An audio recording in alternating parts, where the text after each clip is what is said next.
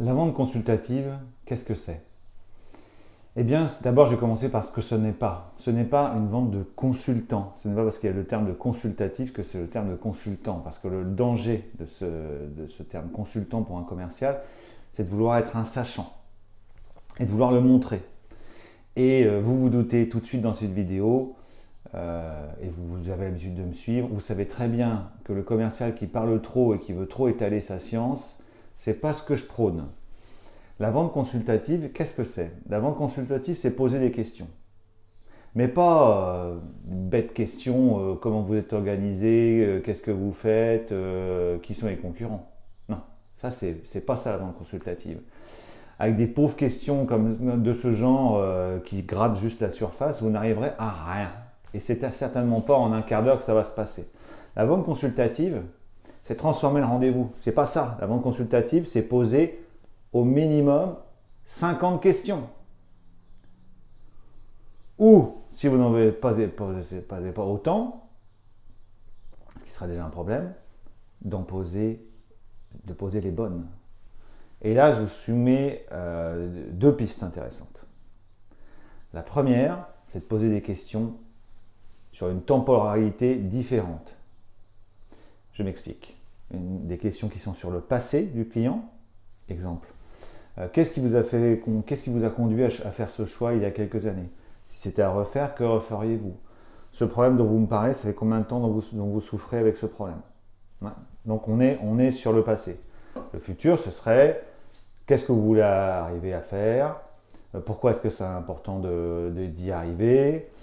Qu'est-ce que vous voulez atteindre? Qui est concerné par ces résultats? Et qui sera impacté par ces choix? Ça changera la vie de qui? Etc., etc. Donc ça, on a une temporalité très importante. Arrêtez de poser des questions au présent qui ne sont pas les questions les plus pertinentes. On ne modifie pas sa vie, on ne modifie pas ses choix parce qu'on est au présent. On modifie ses choix ou sa façon de faire parce qu'on veut atteindre des choses dans le futur ou parce qu'on a eu des problèmes dans le passé. Donc c'est ça, hein, c'est le premier sujet. Deuxième sujet, la vente consultative. Il faudra poser des questions pour mesurer l'impact sur le client des problèmes. Après avoir dit depuis combien de temps avez-vous ce problème, combien vous coûte-t-il? Combien de temps pouvez-vous encore tolérer qu'il vous coûte autant? Il faut mesurer la valeur du problème à résoudre. Parce que sinon, vous arriverez en short au moment de la négo, vous n'aurez rien à raconter. Bon, voilà, c'est super, on a tel produit, bah oui, c'est bien, etc. Ok, c'est tant. Ah, bah c'est cher. Ah oui, d'accord, bah oui, mais c'est cher par rapport à quoi?